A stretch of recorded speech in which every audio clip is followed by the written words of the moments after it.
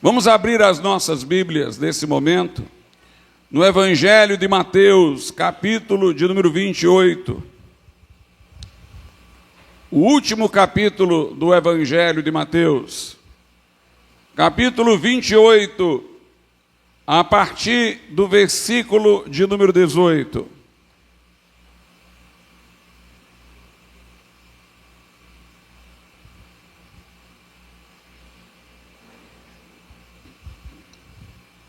Mateus 28, a partir do 18, diz assim: E chegando-se Jesus, falou-lhes, dizendo: É-me dado todo o poder no céu e na terra. Portanto, ide, fazei discípulos de todas as nações, batizando-os em nome do Pai e do Filho e do Espírito Santo, ensinando-os a guardar todas as coisas que eu vos tenho mandado. E eis que estou convosco todos os dias, até a consumação do mundo. Amém. Podeis assentar.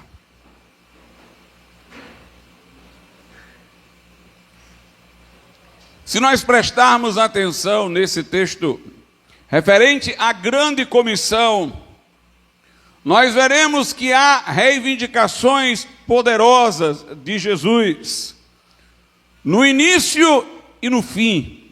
No início, no verso 18, quando ele chegou-se aos discípulos e lhes falou, ele disse: todo o poder, toda a autoridade me foi dada no céu e na terra.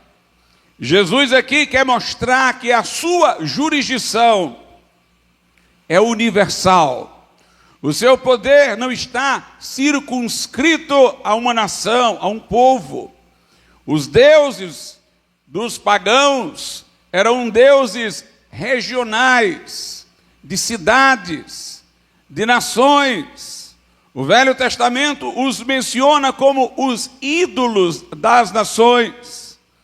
Alguns tinham poder sobre certas forças da natureza, na visão pagã, mas não sobre outras forças da natureza.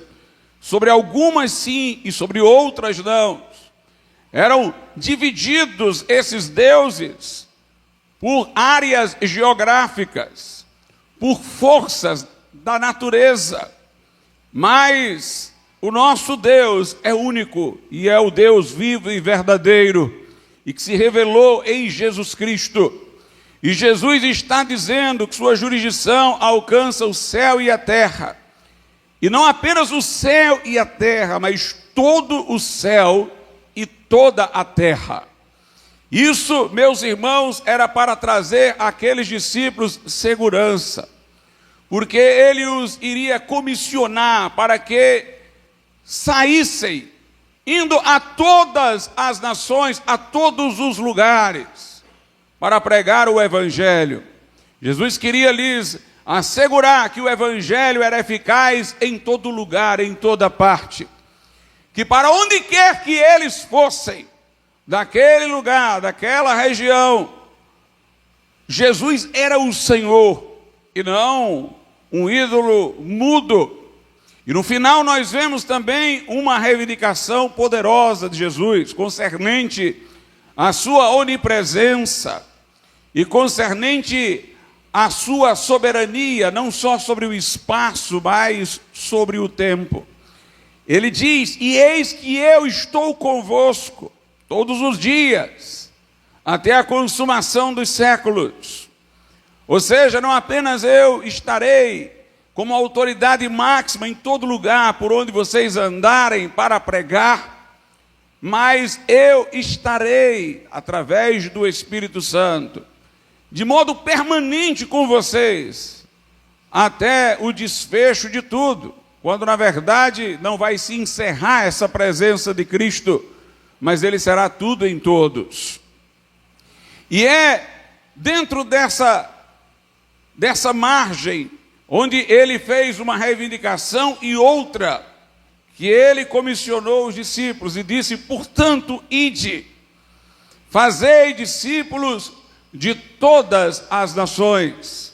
De toda maneira, ao falar assim, Jesus reconhece a existência de nações, de povos com identidade própria, povos que se vinculam a determinados territórios, a determinadas formas de organização sociopolítica. Jesus não disse simplesmente eu os envio para todo o mundo, ele disse eu os envio para nações, para jurisdições limitadas, humanas, sobre as quais Jesus tem a jurisdição superior e absoluta. Mas ele disse, fazei discípulos de todas as nações, batizando-os em nome do Pai, do Filho e do Espírito Santo. É um reconhecimento da existência e da legitimidade das nações. Mesmo quando Deus promete a Abraão um descendente, que seria o Messias, ele diz, em ti, referindo-se a Abraão por conta de seu descendente, serão abençoadas todas as famílias da terra.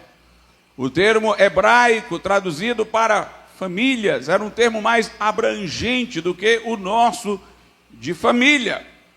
Jesus é uma bênção para todas as nações, para todos os povos.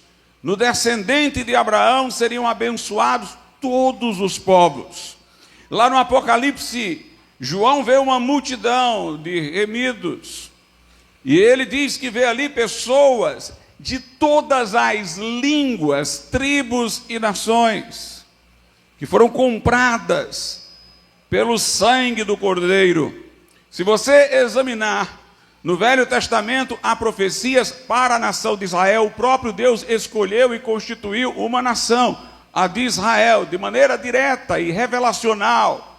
Mas profetas falavam também a outros povos, como Jonas, que foi a Nínive.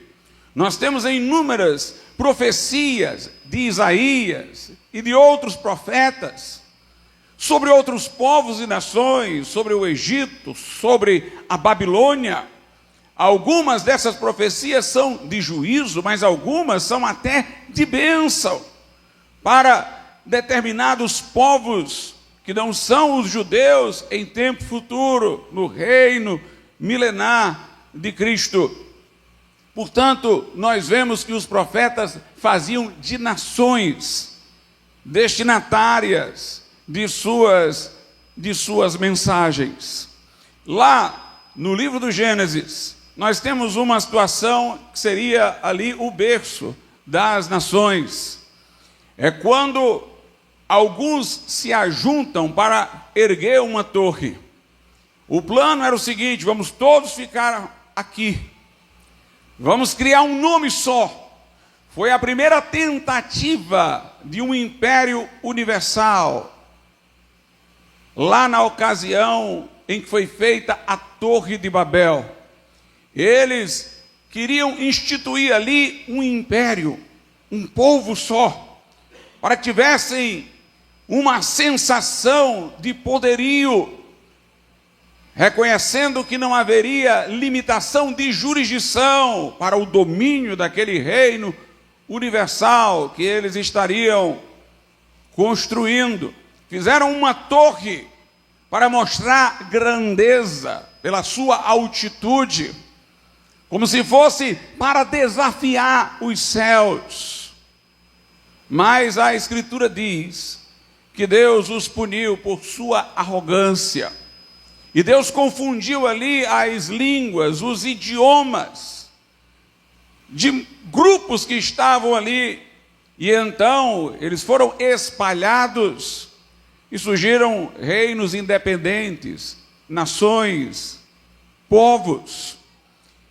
Meus irmãos, nós acreditamos que Deus é a favor da autonomia dos povos, um princípio, inclusive de direito internacional, da autodeterminação dos povos. Foi com base nesse princípio que a nação de Israel recebeu o território para constituir-se em Estado pela ONU.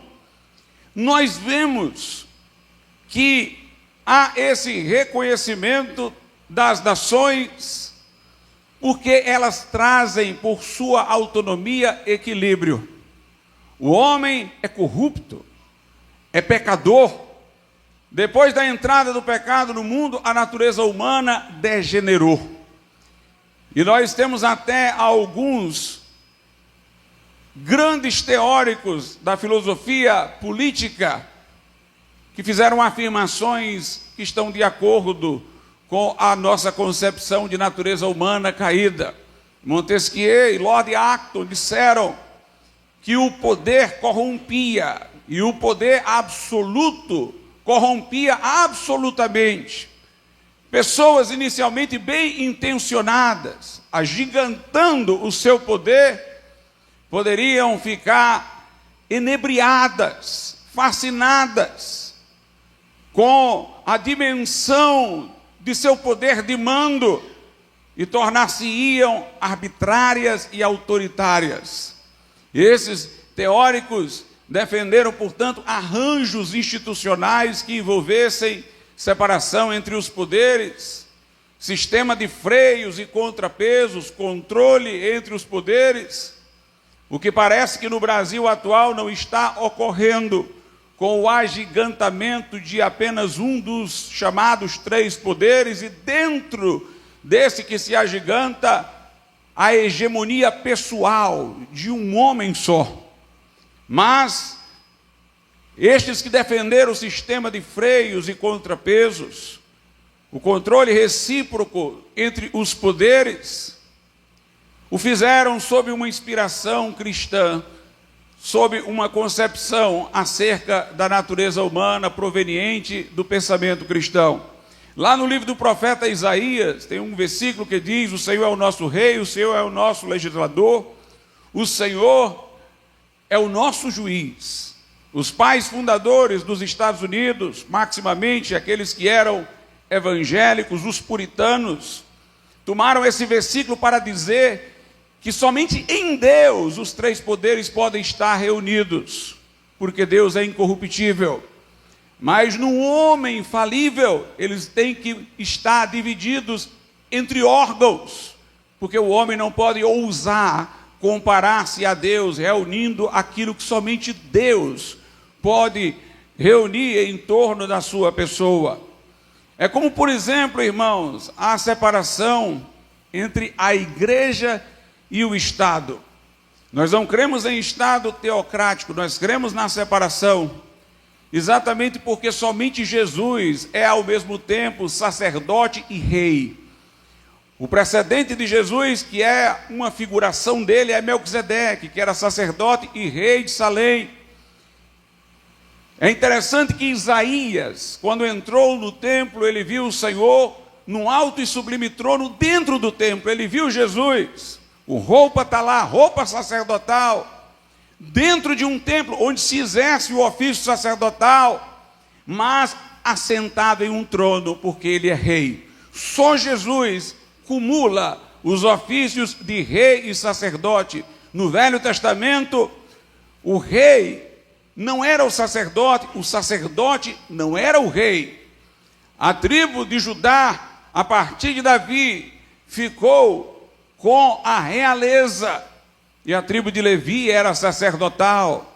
E é curioso que quando Isaías entrou no templo, foi depois da morte do rei Uzias, ele entrou para orar, porque Uzias foi exatamente um rei que quis oferecer incenso no templo, como se fosse sacerdote.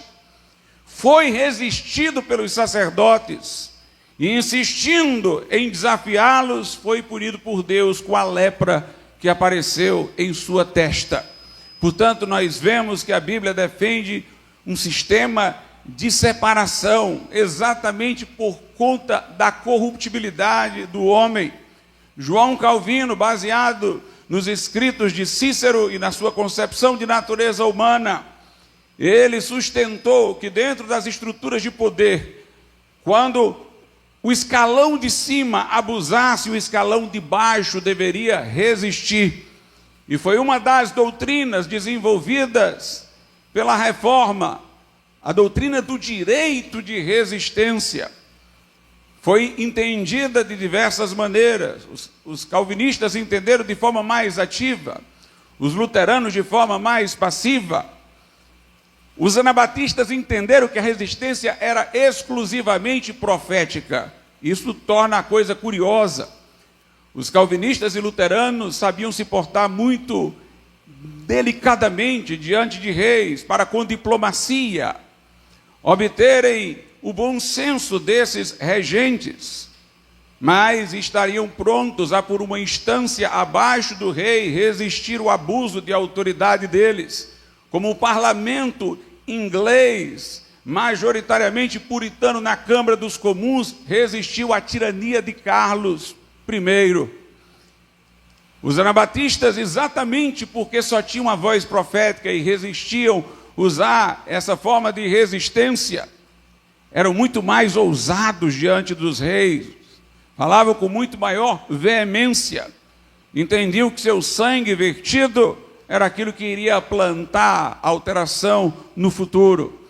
Mas todos os protestantes, os evangélicos, entenderam que a tirania deve ter resistência. Pode ser uma resistência mais ativa, mais passiva, meramente profética, mas deve haver algum tipo de resistência ao mal, porque importa antes obedecer a Deus que aos homens. Portanto, exatamente por essa necessidade de equilíbrio, é que nós defendemos a autodeterminação dos povos, a soberania das nações. É como se fosse uma separação de poderes no plano internacional. Quando uma quiser se agigantar, poderá se amedrontar com a possibilidade de reação da outra. Mas ao longo da história sempre houve tentativas de se formar grandes impérios. Os judeus sucumbiram à dominação de grandes impérios. Estiveram sob a dominação da Babilônia, do Império Medo-Persa, do Império Grego e do Império Romano. Todos esses impérios foram arrogantes. Nabucodonosor foi arrogante e recebeu punição de Deus anunciada pelo próprio profeta Daniel. Alexandre o Grande, em sua arrogância, também sucumbiu. O seu império dividido depois enfraqueceu. E uma parte desse império, inclusive, tentou profanar o templo dos judeus e teve a resistência dos macabeus. O Império Romano depois se agiganta e se torna o grande império, mas também chegou o dia de seu juízo.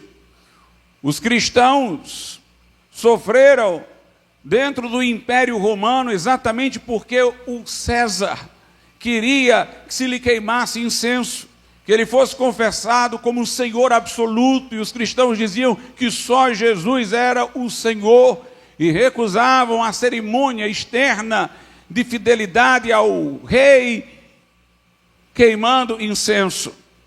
Na verdade, a semente dessa compreensão veio nas palavras de Jesus para os cristãos, quando ele disse: dai a César o que é de César e a Deus o que é de Deus.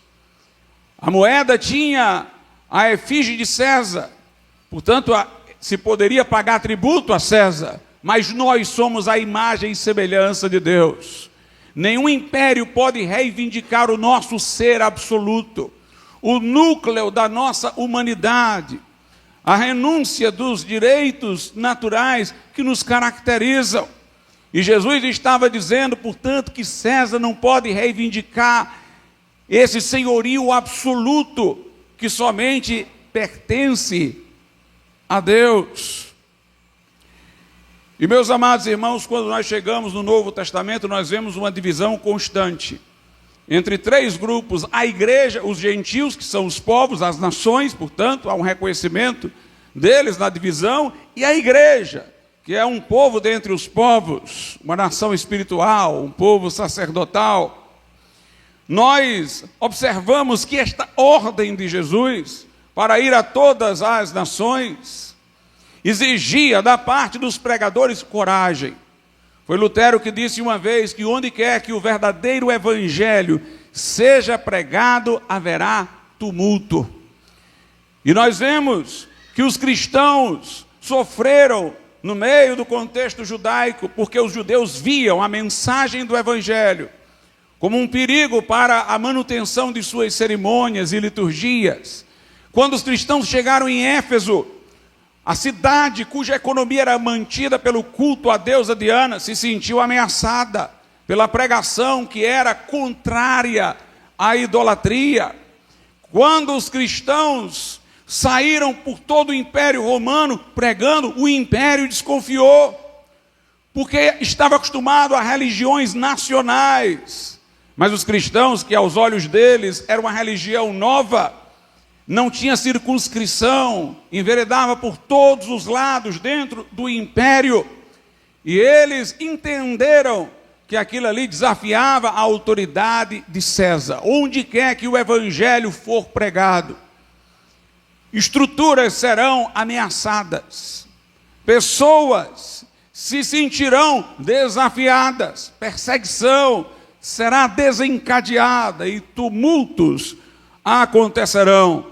Lá em Atos dos Apóstolos, no capítulo de número 17, a Bíblia Sagrada diz, no verso de número 6, e não os achando, trouxeram Jasão e alguns irmãos à presença dos magistrados da cidade, clamando, estes que têm alvoroçado o mundo, chegaram também aqui. Portanto, é nosso dever, irmãos, alvoroçar o mundo. Lá em Marcos, no capítulo de número 13, veja o que a Bíblia diz, nos versos de números 9 e 10. Mas olhai por vós mesmos, porque vos entregarão aos concílios e às sinagogas, e sereis açoitados, e sereis apresentados perante presidentes e reis, por amor de mim, para lhes servir de testemunho. Mas importa que o evangelho seja primeiramente pregado entre todas as nações. Note, pregado entre todas as nações. O grande império do final, profetizado pela Bíblia, é o do anticristo. Toda tentativa de se estabelecer um império é de suprimir as nações. E a Bíblia mantém a importância das nações para frear o mal num sistema internacional de freios e contrapesos. Somente é legítimo o reinado de Cristo no milênio, que tornar-se-á universal. E toda tentativa de chegar lá sem ser por meio de Cristo é abusiva e é ditatorial. E meus amados irmãos, se nós, evangélicos, defendemos a soberania dos povos e das nações, essa não é a compreensão, por exemplo, do catolicismo romano. Na terceira encíclica do Papa Bento XVI, veja, o Papa Bento XVI, que é tido como conservador, intitulada Caritas in Veritate, ele diz que é necessária uma nova ordem política e financeira mundial, onde haja uma verdadeira autoridade política mundial, que traga um governo da economia mundial, promovendo o desarmamento, segurança alimentar e paz, assim como a defesa do meio ambiente e a regulação dos fluxos migratórios. Este livro que eu tenho em mãos é de um erudito católico muito respeitado dos Estados Unidos. O nome do livro é Santo Tomás e o Estado Mundial. E ele diz o seguinte, numa determinada página, Robert Hutchins, ele diz assim, escute só, a tradição católica aponta claramente a necessidade de um governo mundial. Os católicos han sido sempre, pois, virtualmente partidários do governo mundial.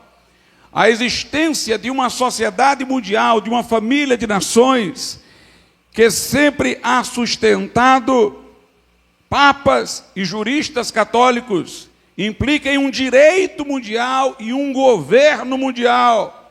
A única comunidade perfeita hoje em dia é o Estado mundial. Essa não é a nossa compreensão. Nós compreendemos que este governo mundial só pode ser estabelecido pelo próprio Cristo. E que tal poder nas mãos de qualquer pessoa seria um perigo. E nós temos isso na Bíblia, nas profecias acerca do anticristo. Nós reconhecemos as nações para um sistema de controle recíproco. Mas a igreja está aqui, irmãos, para influenciar culturas. Quando ela chega no lugar, como eu disse, ela traz tumulto. Mas quando nós insistimos com o evangelho, com as nossas orações, com o poder de Deus, há transformações que terminam acontecendo nas nações. Nós somos sal da terra, a Bíblia Sagrada diz, e somos luz do mundo, luz do velador, cidade iluminada sobre um monte, exalamos o bom aroma de Cristo. Estamos aqui para influenciar, estamos aqui para transformar, não de cima para baixo, através do poder impondo à sociedade, mas através da influência sobre a sociedade. A igreja não somente prega o evangelho, mas ela influencia mentalidades, ideias. Esse é o seu papel como sal e luz. E foi isso que aconteceu durante a Reforma Protestante. Lutero era um simples monge que havia se tornado professor da recente Universidade de Wittenberg. Na preparação de suas aulas, ele se entregava a penitências e peregrinações em busca de obter convicção de perdão, teve a luz do evangelho, quando leu a carta aos Romanos, que diz: o justo viverá pela fé. Ele entendeu ali que a salvação não era mediante obras, penitências, compensações humanas, que o nosso pecado é tão grave que nós não temos o que oferecer para remediá-lo. Somente o próprio Deus, tendo enviado Jesus, pôde fazer compensação pelo pecado, trazer expiação para a nossa culpa. Ele entendeu ali que o sangue de Jesus purifica de todo o pecado, e que se ele se arrependesse da sua iniquidade e depositasse sua confiança apenas em Jesus e no seu sacrifício, seria salvo. Ele conta que sentiu naquele momento como se as portas do paraíso lhe houvessem sido abertas. Conta que sentiu-se nascendo de novo. E começou a compartilhar com os seus amigos, colegas, a sua experiência. Até que chega a venda das indulgências. A venda das indulgências era a negação de tudo que Lutero tinha experimentado. Porque era a ideia de que se poderia comprar com dinheiro um certificado de perdão de penas temporais do purgatório, pela ideia de que santos de outrora tivessem sido mais santos do que Deus requeria, e no seu excedente de méritos eles tivessem deixado um crédito para a igreja administrar, fazendo compensação pela culpa daqueles que ainda teriam que pagar alguma coisa no purgatório. Lutero se levanta contra isso. Suas teses são traduzidas para várias línguas. E a coisa chega no Sacro Império, chega no Papa. O Papa o ameaça de excomunhão. Lutero queima a bula de excomunhão. É chamada a dieta de Worms, mas ali corajosamente ele diz que não pode se retratar. Quando pedido para fazê-lo, ele diz: porque eu não posso agir contra a minha própria consciência. Se alguém me convencer pelas Escrituras, eu me retratarei, mas se não o fizer, eu não posso agir de outro modo. Minha consciência é prisioneira da palavra de Deus. Aqui estou, e que Deus venha em meu auxílio. Um homem só, desafiando as grandes estruturas da sua época, de caráter universal, o papado e o Sacro Império Romano Germânico. E, meus amados irmãos, Lutero contribuiu muito para a emancipação da Alemanha e, de certa maneira, para a fragilização desse império e do domínio universal que tinha o papado. foi a sua tradução da Bíblia que criou uma língua nacional para a Alemanha, onde se falavam dialetos distintos em várias regiões, mas ele padronizou a fala alemã através da sua tradução da Bíblia. E, meus irmãos, que força, que fôlego Deus dava a homens como esses. Lutero traduziu o Novo Testamento em semanas, depois traduziu, com a ajuda de outros, o Velho Testamento, compôs inúmeros hinos, deixou não sei quantos escritos, pregou inúmeros sermões e influenciou uma nação inteira para se voltar para o Deus da Bíblia, para a mensagem do Evangelho. Também na Suíça, nós tivemos a reforma de Ulrich Zwinglio, lá em Zurique, mas depois nós tivemos algo mais forte, com João Calvino. João Calvino começou a se aproximar das ideias da reforma, tendo tido uma preparação para ser sacerdote, ido depois estudar direito lá na França. Ele começou a entender a mensagem da reforma e ficou amigo de alguém que havia sido colocado para ser o reitor da universidade. E este homem fez um discurso corajoso em defesa da reforma. Veio a perseguição e quando Calvino viu que poderia ser associado com ele, fugiu da França. E quando ele fugiu da França, ele passou por Genebra, foi por vários lugares, mas chegou a Genebra, estava ali de passagem, e aquela cidade estava se abrindo para a reforma. Guilherme Farel se aproximou de Calvino e o chamou para ajudar a estabelecer a reforma ali em Genebra. Calvino queria devotar-se apenas aos seus escritos. Era um acadêmico, não um homem ativo, mas de vida contemplativa, e ele resistiu. Mas Guilherme Farel foi forte e amaldiçoou os seus estudos, caso ele não quisesse se envolver. E através daquela ameaça, sua consciência perturbou-se, e os dois ali começaram a estabelecer a reforma. Foi eleito um conselho lá em Genebra, que era contrário às reformas de Calvino, e ele não estava servindo a ceia para os libertinos que viviam em desacordo com a palavra de Deus, então ele foi expulso de lá.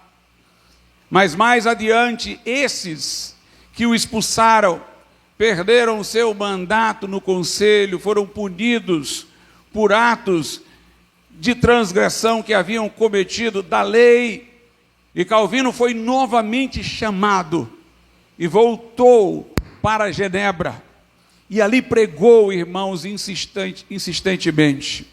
As exigências que ele fez foi de uma igreja com um colegiado de pastores, sem um pastor central.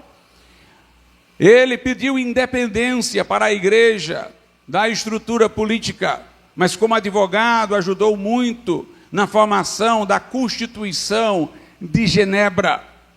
E João Calvino fundou uma academia, a Academia de Genebra, onde lá pastores se preparavam, vindos de todos os lugares, perseguidos, para retornar às suas nações com a mensagem do Evangelho.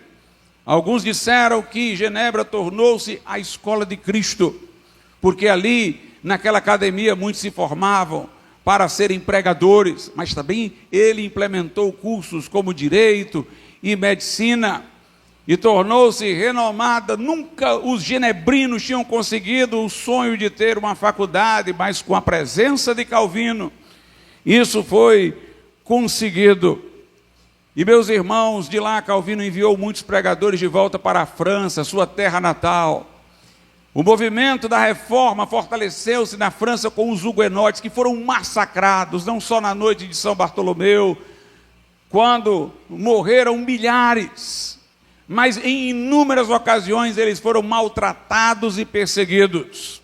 Quando veio a Revolução Francesa, os protestantes disseram que a Revolução Francesa veio aos franceses como uma punição pelo mal que eles haviam feito aos huguenotes, aos calvinistas lá ao longo de muitas perseguições. E de fato a Revolução Francesa foi trágica para a Igreja Romana. E ela teve muito sangue derramado. E os protestantes entenderam não como uma coisa boa ela, mas como uma punição para a maldade que se havia feito aos huguenotes. Onde houve revoluções influenciadas pelo protestantismo, a gloriosa inglesa de 1688, sem derramamento de sangue, onde o povo unido ao parlamento colocou o rei tirano para ir embora e colocou um novo rei no trono para os governar de forma constitucional. Ali foi como resultado da influência do pensamento puritano. O novo rei que assumiu o trono vinha em embarcações nas quais estava inscrito pela liberdade, pelo parlamento e pelo protestantismo. Os americanos, sob a influência das ideias da reforma, tornaram-se uma nação independente, fundada na liberdade, sem as extravagâncias que marcaram a Revolução Francesa, uma revolução de caráter anticlerical, antirreligioso. Nós vemos, irmãos, também como foi interessante a reforma na Escócia, com John Knox. John Knox, numa primeira tentativa de reforma na Escócia, ele foi preso. Foi enviado para as galés francesas, tornou-se um escravo. De alguma maneira libertou-se, foi para a Inglaterra. E lá teve influência entre os protestantes, depois foi para Genebra, quando Maria Sanguinária assumiu o trono na Inglaterra, começou a perseguir os protestantes. Mas ele ia na Escócia, voltava, ia na Escócia, mas não tirava o seu coração da Escócia. Dizem que uma vez o viram orar, dizendo: Senhor, dá-me a Escócia, senão eu morro. A sua pregação era tão intrépida que a rainha da Escócia disse: eu temo mais a pregação de John Knox do que todos os canhões da Inglaterra voltados contra nós. A perseverança daquele homem em oração e pregação levou a Escócia ao Evangelho. Numa das situações mais curiosas, a rainha permaneceu católica, mas ficou toda encolhida dentro da nação, porque a nação abraçou a mensagem da reforma. Poderíamos aqui, irmãos, falar da Holanda, da Inglaterra.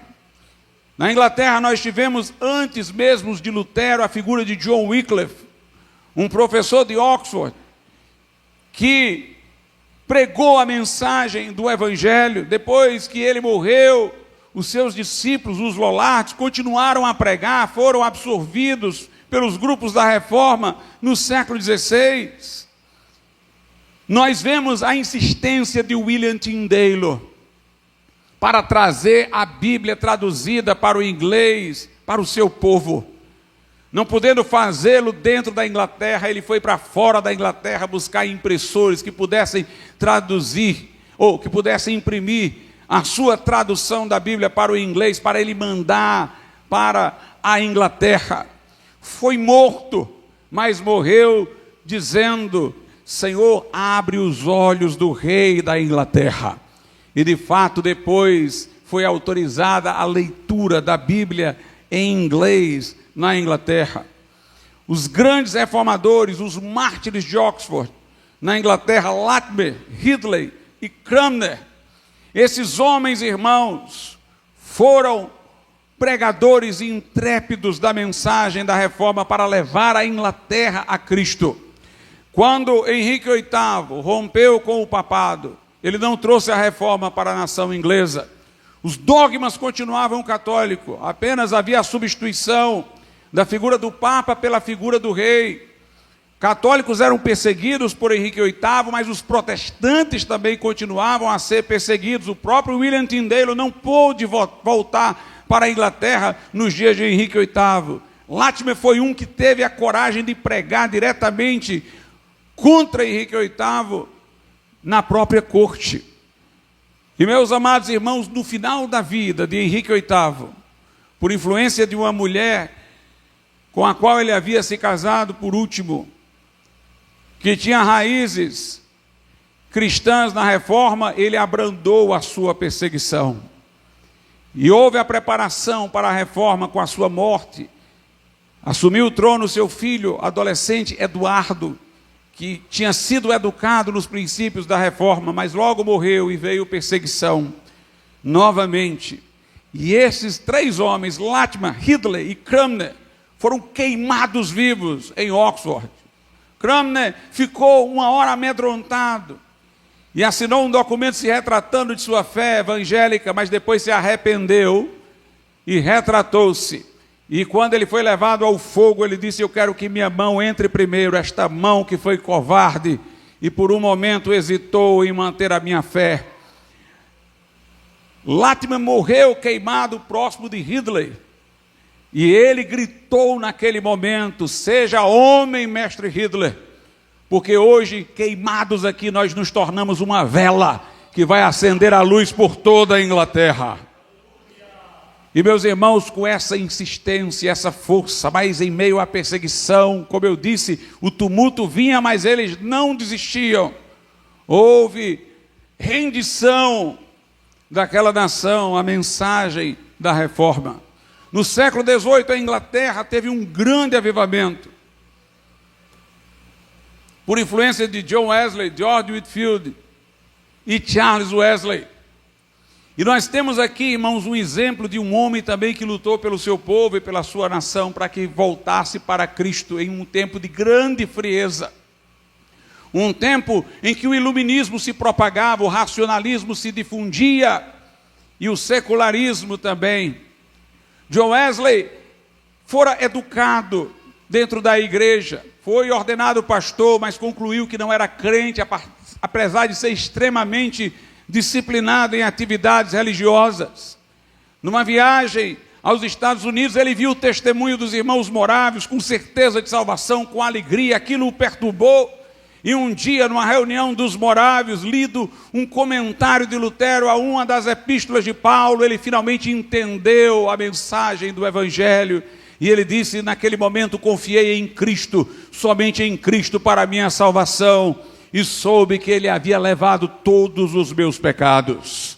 É interessante, meus irmãos, que as 2 influências sobre o Wesley foram os morávios, que eram os continuadores da obra de John Hus, que também foi um reformador antes de Lutero, viveu um século antes de Lutero. John Hus foi queimado vivo e morreu cantando na fogueira, mas os seus discípulos continuaram na Boêmia a obra da reforma, os hussitas, e por certos períodos a Boêmia foi majoritariamente hussita, só não perdurou por causa do banho de sangue que trouxeram aos hussitas. Com a perseguição, alguns hussitas saíram da Boêmia e foram se refugiar nas terras do conde Zinzendorf. Esses aí eram os irmãos morávios, que depois enviaram missionários para toda parte. Cada 25 morávios sustentava um missionário. Eles tiveram uma reunião de oração que durou 100 anos, ininterruptamente. Era escalado um grupo para orar de meia-noite a 1 hora, outro de 1 hora a 2 horas, de 2 às 3.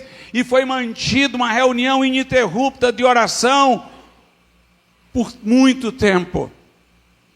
E foram esses morávios que primeiramente falaram do Evangelho de maneira bíblica com John Wesley. E depois foi na leitura de um comentário de Lutero, numa reunião dos morávios, que o seu entendimento foi aberto. Note, meus irmãos, a ligação de hussitas com Lutero, de Lutero com Wesley, e assim o Evangelho se perpetua. E quando ele teve uma transformação de vida, a Inglaterra foi sacudida. Historiadores dizem que a Inglaterra só não passou por uma revolução como a francesa, sanguinolenta, porque teve o avivamento metodista. Gertrude Wilmer Ferb escreveu um livro sobre o iluminismo britânico e mostrou como foi diferente da França, a situação francesa, dedicando um capítulo inteiro à influência dos metodistas, em como eles abalaram a Inglaterra. Pouco antes de morrer, o pai de John e Charles Wesley, na cama, falou com cada um. Com John Wesley ele disse: meu filho, procure o testemunho interior do Espírito Santo. Essa é a prova da verdadeira religião. Se você for salvo, o Espírito Santo testificará com o seu espírito que você é filho de Deus. Mas depois ele impôs as mãos sobre Carlos, o irmão de John Wesley, e ele disse: a fé vai ser restaurada na Inglaterra como nunca antes. Eu não estarei aqui para ver, mas vocês verão. E John e Charles Wesley abalaram a Inglaterra pregando a céu aberto. Os templos não o aceitaram nos púlpitos, porque as pessoas se irritavam com sua mensagem direta, chamando para o arrependimento, denunciando o pecado, falando da importância de nascer de novo. Eles foram para os campos, para os penhascos, onde ajuntavam milhares de pessoas, pregaram aos mineiros, fundaram escolas, e meus amados irmãos, houve ali um poderoso avivamento espiritual. Se nós observarmos os Estados Unidos, teve sua noção de liberdade pelos puritanos que lá chegaram, no Mayflower, que foram fundadores daquela nação.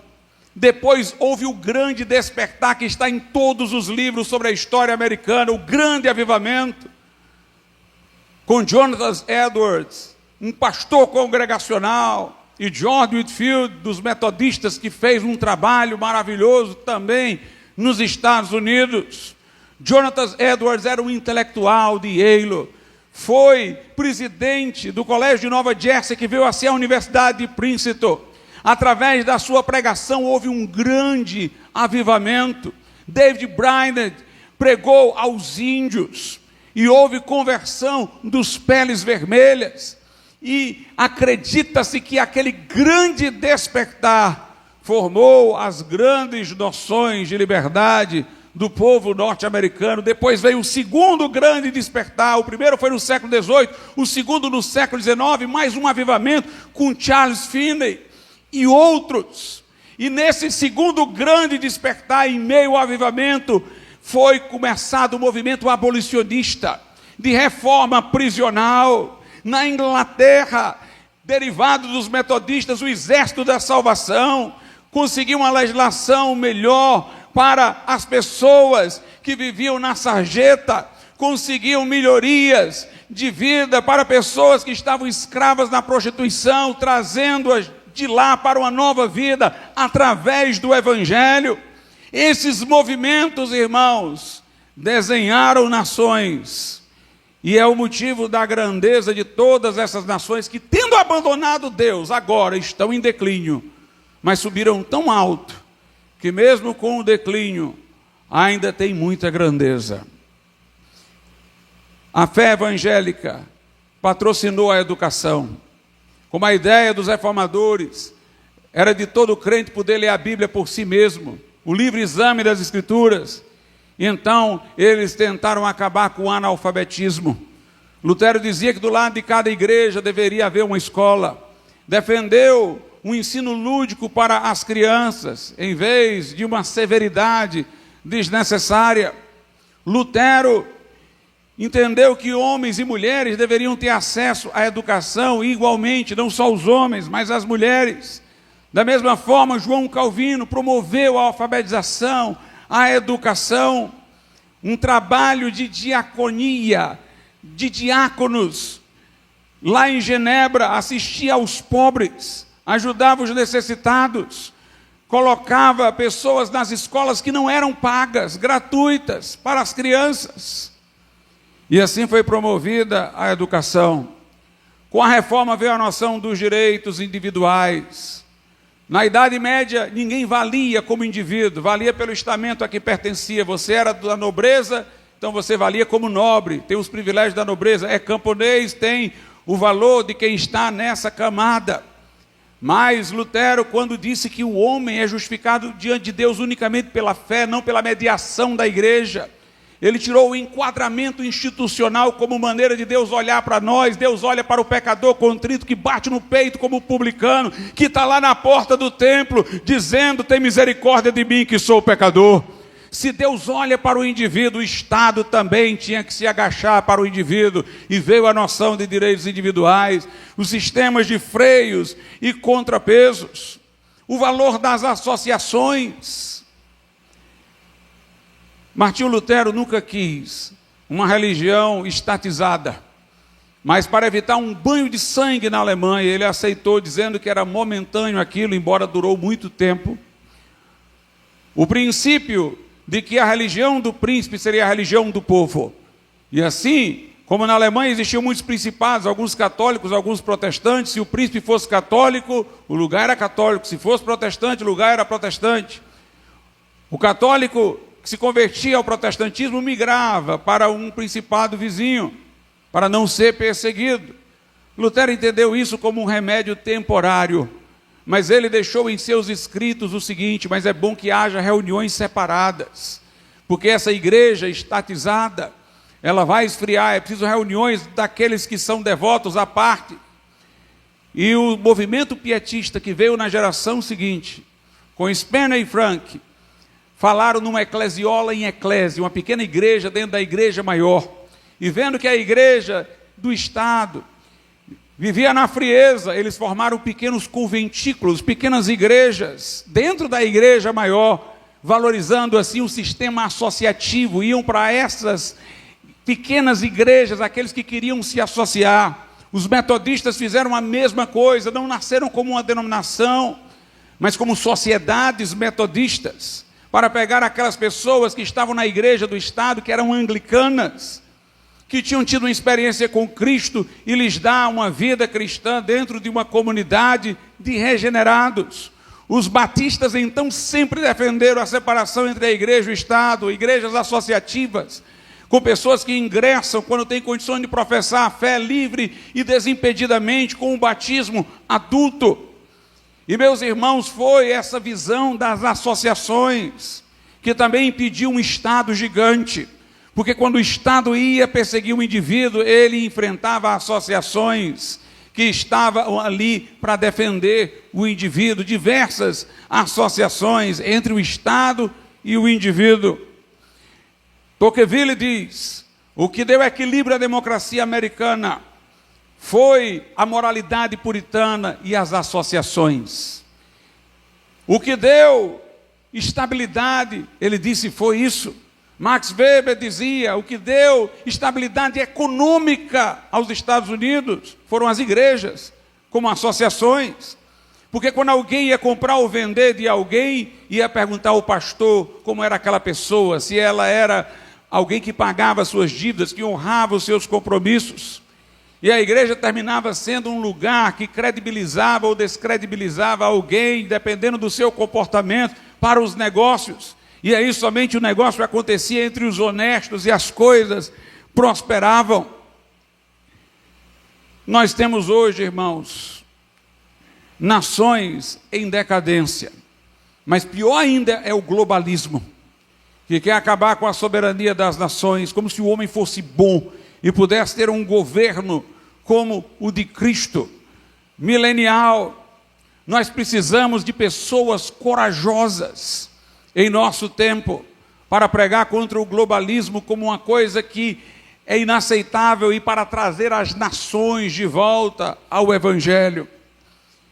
Um certo poeta, ele disse: os protestantes têm uma estrutura psíquica forjada para serem heróis, têm nervos de aço. Por isso Lutero enfrentou o imperador na Dieta de Worms, por isso enfrentou o papado, por isso Calvino, John Knox foram tão corajosos, tão ousados. De onde vinham esses nervos de aço, essa estrutura psíquica de heróis? Primeiro, da doutrina da justificação pela fé. Se nós somos justificados diante de Deus por graça mediante a fé, o que nos poderá fazer o homem? Se Deus me aceita, o que pode pesar a rejeição do diminuto homem? Se Deus é por nós, quem será contra nós? Quem poderá nos separar do amor de Deus que está em Cristo Jesus? Romanos 8, a espada, a tribulação, a angústia. Paulo diz: estou certo de que nenhuma dessas coisas, nem a vida, nem a morte, nem o presente, nem o porvir, pode nos separar do amor de Deus que está em Cristo Jesus. Quem tentará acusação contra os eleitos de Deus? Deus que os justifica. Quem os condenará? Essa convicção, o testemunho interior, como disse o pai de João Wesley, a certeza de salvação. Se me matarem, eu vou para o céu. Se me apedrejarem, eu vou ver o céu aberto como esteve o Filho do Homem em pé à direita de Deus. Essa certeza, irmãos, deu coragem, mas também uma profunda crença na soberania de Deus e nas vocações. Os protestantes desenvolveram, pela Bíblia, o ensino acerca das vocações. Toda vocação é digna, de maneira que não somente um pastor serve a Deus no púlpito, mas o sapateiro que faz o seu sapato e o vende por um preço honesto, o faz corretamente, entende que suas habilidades lhe foram dadas por Deus e glorifica a Deus pelo talento que tem, ele serve a Deus tanto quanto um pastor no púlpito.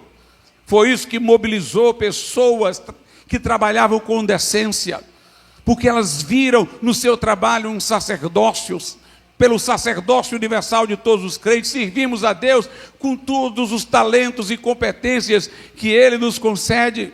Mas aqueles reformadores tinham uma consciência de que eles tinham uma vocação dada por Deus para abalar o mundo de então. Era uma profunda fé na soberania de Deus. Deus está no governo das coisas. Deus está no controle. E nós fomos escolhidos por Deus para fazer a diferença. Meus irmãos, não interessava quantos iam para a fogueira ou quantos morriam, os outros continuavam pregando. Não interessava quanto parecia difícil reverter aquele quadro.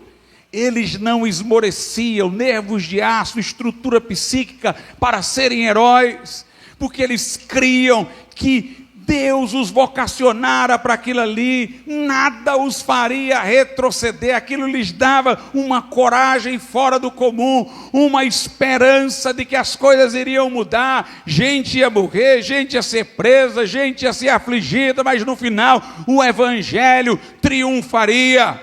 No nosso tempo nós estamos vendo tantas injustiças, inclusive nesse país, que são de desanimar. Por isso nós precisamos, irmãos, aprender com os reformadores. Deus é soberano, Deus ainda está no controle, Deus ainda tem a palavra final e nós estamos aqui para fazer a diferença. Nós estamos aqui para pregar corajosamente o evangelho. Veja o que Martinho Lutero disse no seu tempo. Ele disse: eu nasci para combater diabos e facções.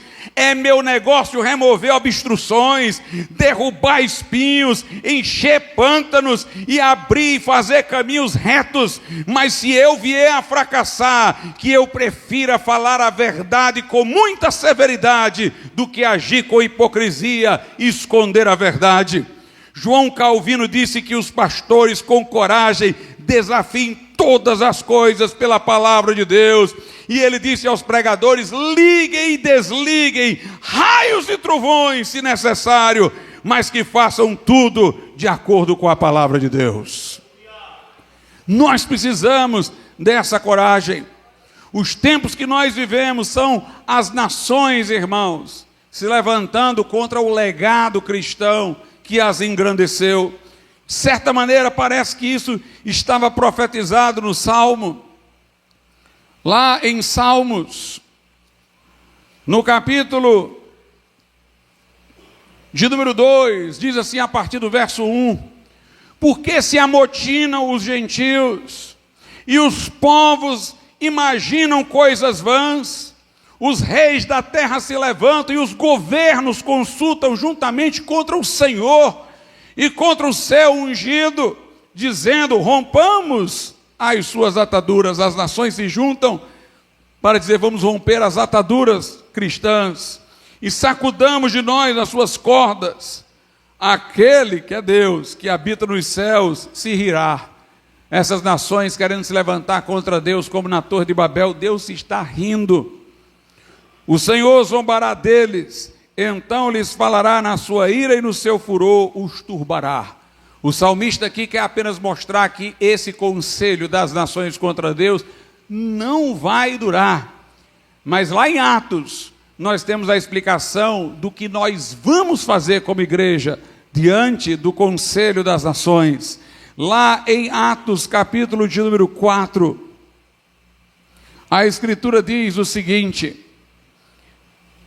a partir do versículo de número 24, veja a oração dos crentes.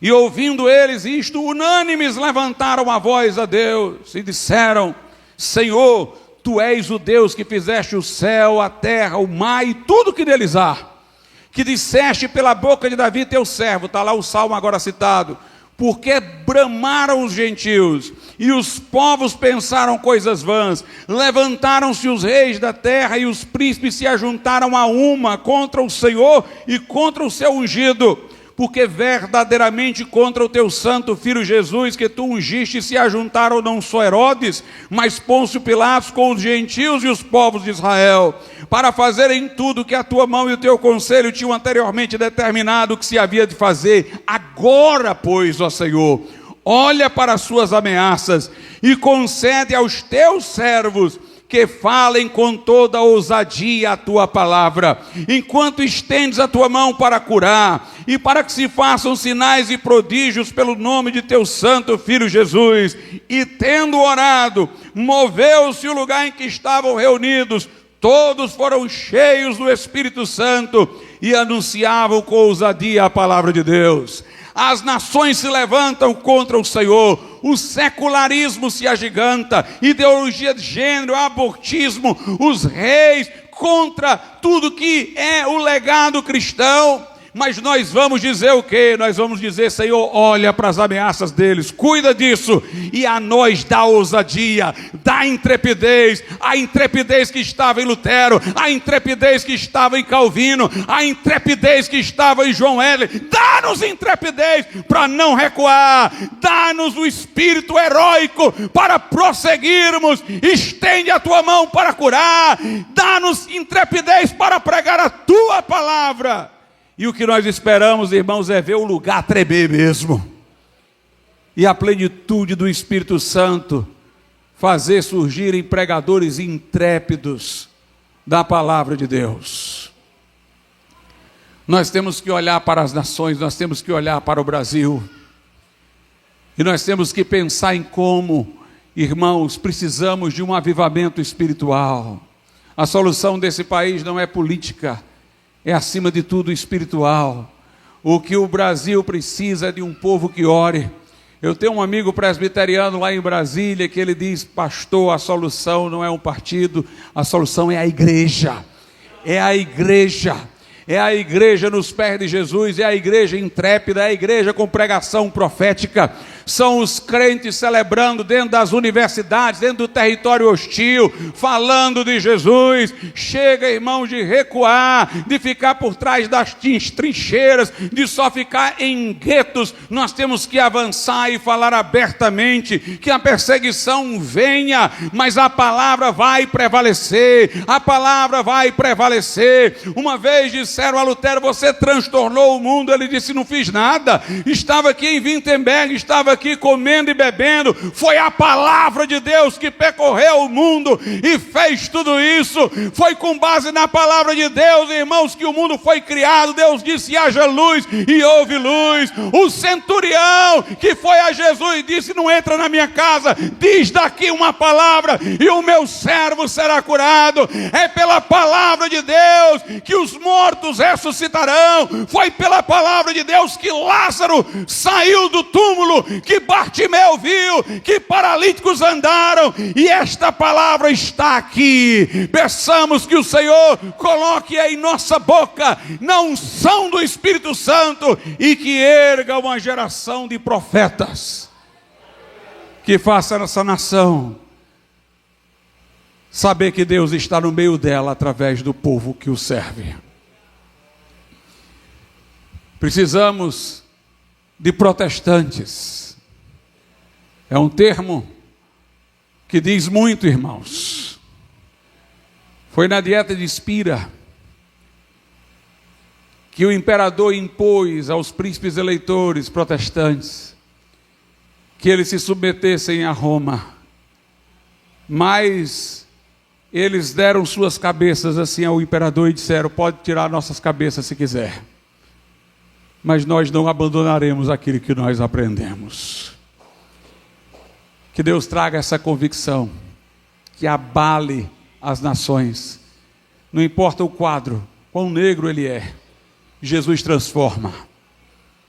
Quando você lê a história de David Wilkerson na cruz do punhal, no início do livro dá um desânimo. O próprio David Wilkerson contando, ele diz: eu sei que dá um desânimo enorme. Ele sentiu de Deus, quando estava orando, de ir evangelizar um rapaz que tinha morto uma pessoa, deixado aleijado, uma coisa assim, um drogado.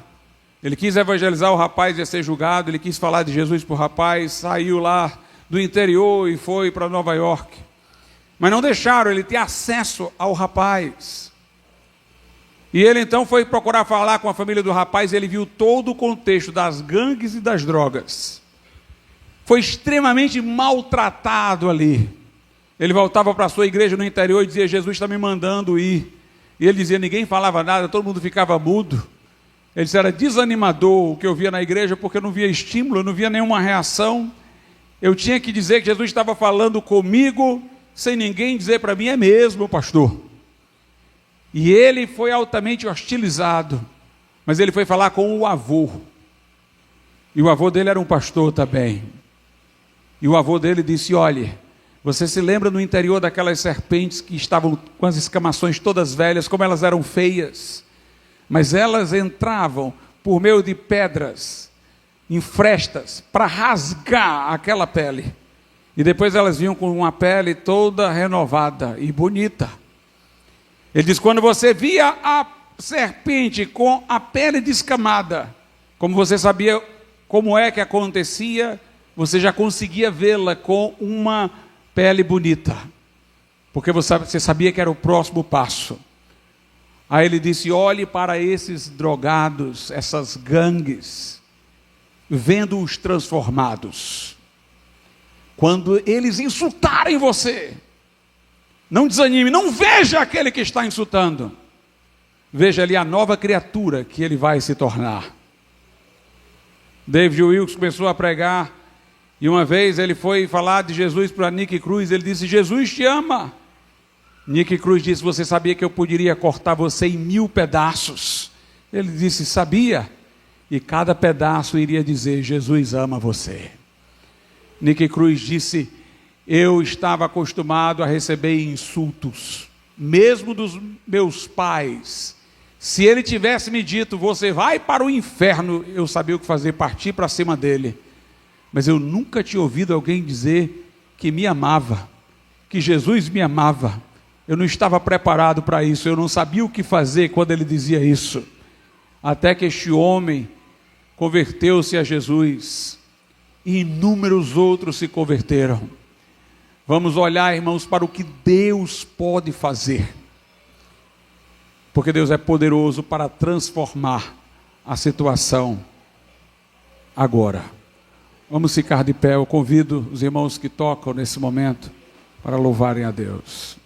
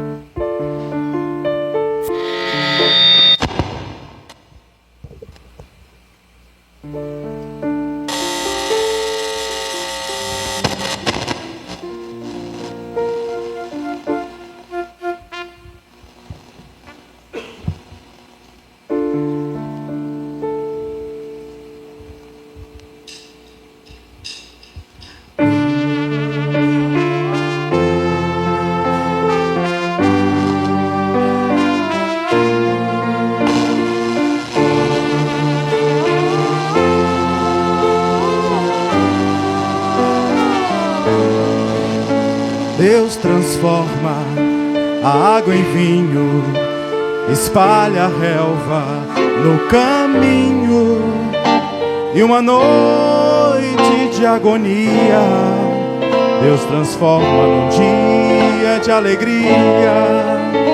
Deus transforma a casa triste, dando gozo de um ninho, Deus transforma a natureza, dando a tudo um toque de ternura e de beleza. Deus transforma o duro coração num coração que ama. Deus transforma a alma triste, queimando-a com sua chama. Deus transforma tua vida. Deus transforma a escuridão em luz pelo sangue de Jesus.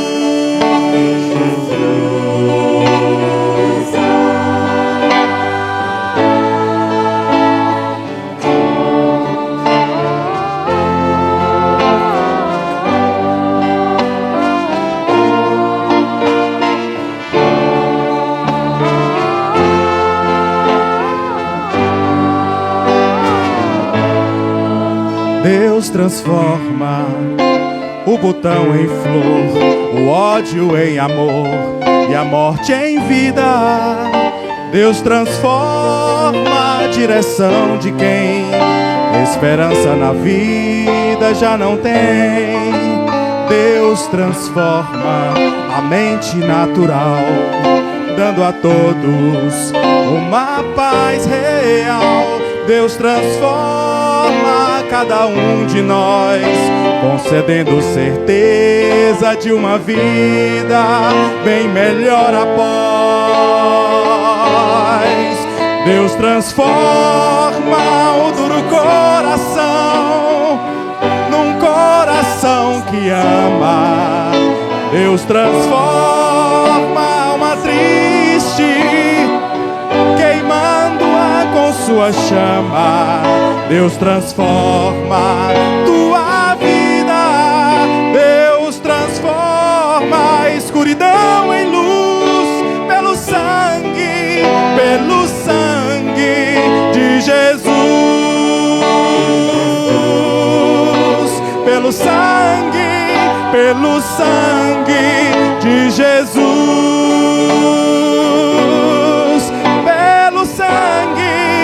Pelo sangue